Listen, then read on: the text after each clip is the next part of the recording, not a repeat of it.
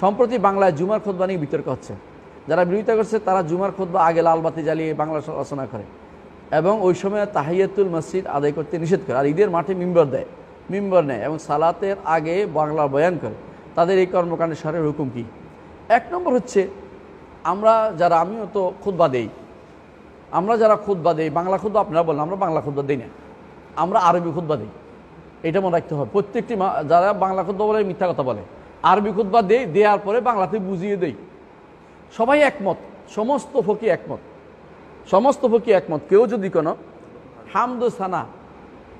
হামদোসানা বুঝছেন তো, ইন্নাল হামদালিল্লাহ নাহমাদু প্রথম যেটুকু কয়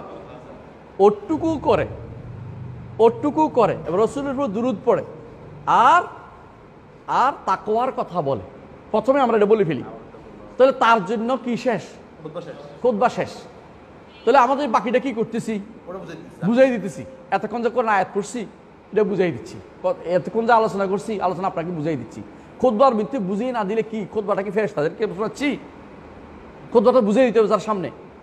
আমাদের শেখ মোহাম্মদ বিন সালেহ উসাইমিন তিনি বলেছেন, যদি কোনো সামনের লোকেরা না বুঝে তাহলে এই খুতবা হয় নাই।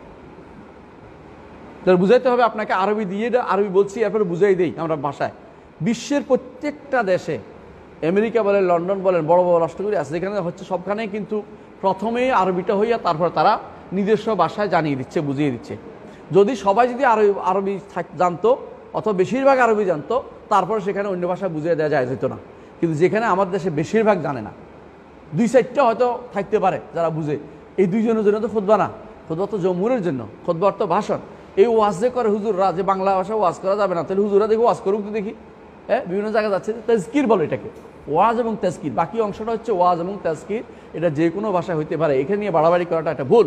তো সুতরাং আপনি যেটা বলছেন যে বাংলায় দিচ্ছে, বাংলা খুতবা আমরা দেই না, কেউ দেয় না বাংলা খুতবা, মিথ্যা কথা।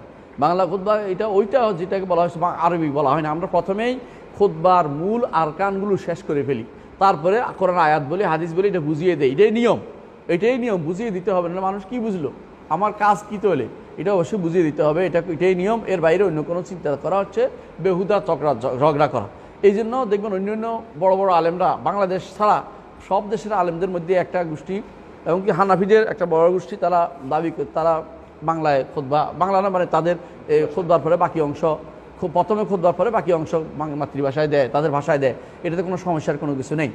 আরেকটি প্রশ্ন করেছেন তারা তাহিয়াতুল মসজিদ, হ্যাঁ এটা ঠিক। তারা আরেকটা বেদাত করে, তারা আগে কি করে, খুতবা একটা দিয়ে নেয়।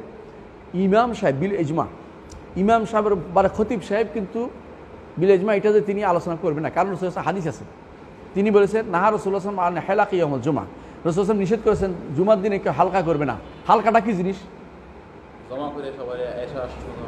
হালকা হলো গোল বসা কি জন্য, যে আমি কিছু আলোচনা করব, এটা তো নিষেধ। কেন?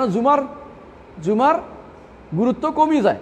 ঠিক তাই তো, এখন তো জুমার গুরুত্ব, খুতবার গুরুত্ব কমিয়ে যায়। কমে যাওয়ার কারণে খুতবার গুরুত্ব কমে গেছে। এখন মানুষ কিন্তু খুতবার সময় ঘুমায়, আর আলোচনার সময় শুনে কান খাড়া করে শুনতেছে। তাহলে এটা পুরোটাই একটা বেদাতি কাজ হচ্ছে, এটা করা যাবে না।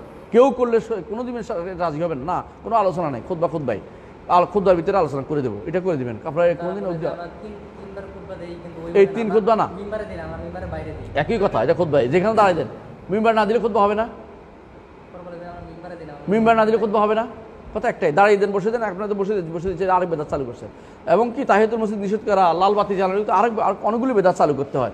এবং এগুলি হচ্ছে আগে কোনোদিনই ছিল না, শুধু পাক ভারতে আসতে, আর কোনো দেশে নেই, পাক ভারত ছাড়া কোথাও নেই। এটা আপনারা চালু করছেন কোনো নির্দিষ্ট একটা মাদ্রাসা কেন্দ্রিক, ওখানকার মাদ্রাসার লোকেরা যেটা বলছি, এটা আপনাদের কাছে দিন, আর বাইরে কোনো দিন নেই, নাউজুবিল্লাহ। আচ্ছা স্বভাব এতক্ষণ তো বুঝতে